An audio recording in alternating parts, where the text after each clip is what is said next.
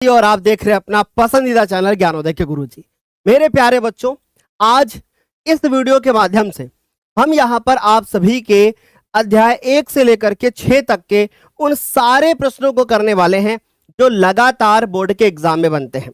मेरे बच्चों, आज हम जितने प्रश्न करेंगे उनमें से कुछ ऐसे प्रश्न हो सकते हैं जो आपकी किताब में दिए नहीं हैं, लेकिन फिर भी वो सवाल हमारे बोर्ड के एग्जाम में पूछे जाते हैं। तो अब एक बड़ा सवाल है कि भाई वो सवाल फिर अगर बोर्ड एग्जाम में पूछे जाते हैं तो वो हम कैसे करेंगे, क्योंकि हमने तो उसको पढ़ा नहीं। तो भाई इसी के लिए तो मैं हूं ना, कि अगर मैं हूं तो तुम्हें बोर्ड एग्जाम की टेंशन लेनी ही नहीं है। फिर चाहे कोई भी सब्जेक्ट क्यों ना हो, आपको इस चैनल के ऊपर पढ़ने को मिल ही जाएगा। तो चलिए हम लोग फटाफट से अपनी प्यारी सी क्लास को शुरू करते हैं। देखते देखते बहुत अच्छा मुझे फील हुआ कि लगभग हजारों की संख्या में बच्चे इस क्लास के शुरू होने का इंतजार कर रहे थे और मैं अपनी क्लास को थोड़ा सा लेट में मैंने स्टार्ट किया। तो चलिए हम कुछ प्यारी सी लाइन के साथ में इस क्लास को स्टार्ट करते हैं कि हो चुका है आगाज रण का, हो चुका है आगाज रण का, युग बदलने की तैयारी है। और ये जो आगाज हुआ है, सच में हम ये कह सकते हैं कि इस आगाज के बाद आप बोर्ड एग्जाम में बहुत अच्छा स्कोर करके आने वाले हो।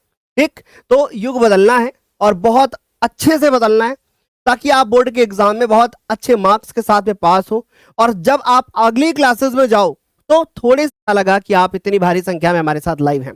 तो कौन कौन सा बच्चा ऐसा है जो आज इस क्लास के अंदर लाइव टेस्ट करने को तैयार है और वो इस लाइव टेस्ट के लिए, तो बिना देर किए हम लोग शुरू करते हैं। 100 आउट ऑफ 100 मार्क्स चाहिए। तो भाई एक बात तय है कि आपको डेली इस चैनल के ऊपर डेली शाम को 7 बजे इस चैनल पर पढ़ने आना होगा।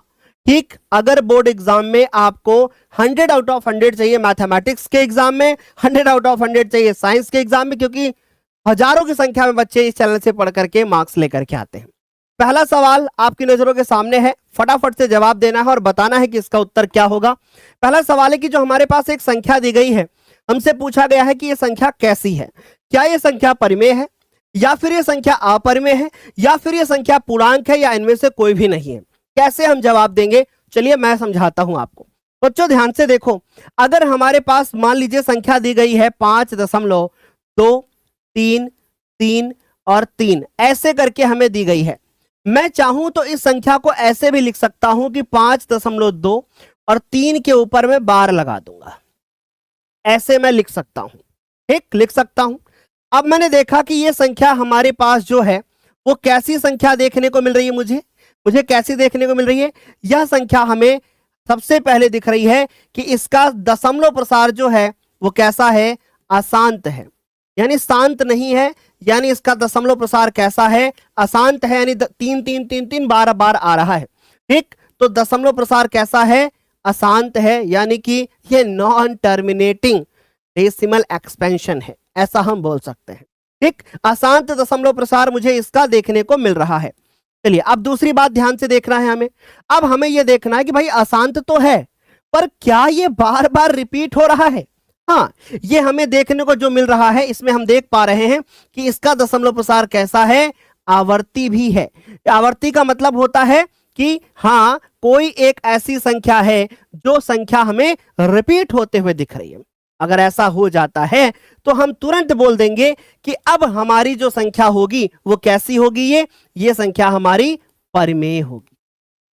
ये संख्या कैसी होगी, ये हमारी परिमेय संख्या निकल करके आएगी। क्या यहां तक सारे बच्चों को समझ में आया? अब मान लीजिए कभी कभी क्या होता है, कभी कभी क्या होता है कि अगर मान लो हमारे पास जैसे 5 लिखा था, फिर 2 लिखा था, फिर 3 लिखा था, फिर 2 होता, फिर 3 3 होता, फिर 2 होता, फिर 3 3 3 होता। यानी अगर आप इसमें गौर से देखोगे तो जो ये संख्या हमें दिख रही है, ये संख्या दिख रही है, इसमें पहले 23 है, फिर 233 है, फिर 2033 है। यानी यह वाली जो संख्या हमें दिख रही है, यह संख्या कैसी दिख रही है, ये वाली संख्या हमारे पास मेरे प्यारे बच्चों, पहली बात तो अशांत दिख रही है। दूसरी बात, ये रिपीट नहीं हो रही है, इसका मतलब ये अनावर्ती भी दिख रही है। अगर अशांत और अनावर्ती दिख जाए तो तुरंत समझ जाना यह वाली जो संख्या हमें दिख रही है वह कैसी है, वह संख्या हमारी अपरिमेय है। तो मैंने इस तरीके से आप सभी को कुछ चीजें बताई हैं, रिक्वेस्ट है कि भाई ध्यान से देखना और उसके बाद जवाब देना। पूर्णांक का कोई सवाल नहीं उठता, परमेय संख्या अपरमेय संख्या है नहीं, बल्कि correct answer option number A correct हो गया। क्या यहां तक सारे बच्चों को क्लियर?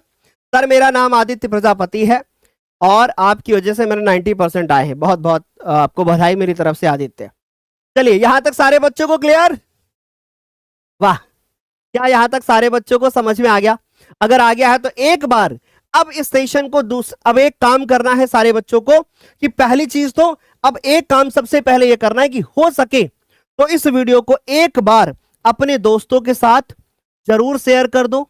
इसकी लिंक आप अपने दोस्तों को जरूर भेज दो और साथ ही साथ में इस वीडियो को अगर अभी तक आपने लाइक नहीं किया है तो भाई सबसे पहला काम वीडियो को लाइक कर देना, क्योंकि मैं इसी तरीके से डिटेल में चीजों को पढ़ाने वाला हूं।